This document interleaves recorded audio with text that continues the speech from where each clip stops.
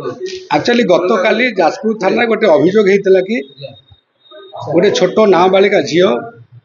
रामबाग अंचल से छोट छुआटीर जी असद आचरण कर ना हूँ अभिमन्यु मल्लिक आलियास रोगा बोली कहते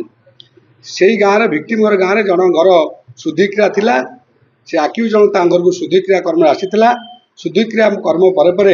से आक्यूज जन छोट छुआटी चॉकलेट दवा कथा कही पाख बजार को नहीं जाता एवं सेठारे कौन एक स्थान खराब असद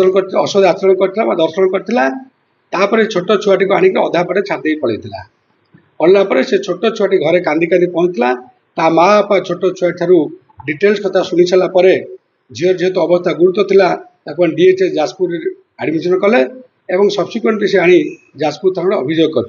जो अभियोग को आधार कर Jajpur PS case 357/2025 under section 65(2) /296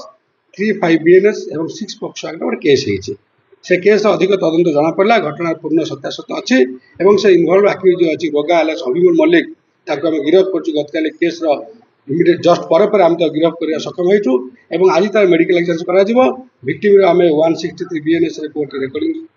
करूँ एवं सब कम सरला आज आ केस को कोर्ट पार कर दर्शन दुष्कर्म कर नहीं जहाँ दर्शन भी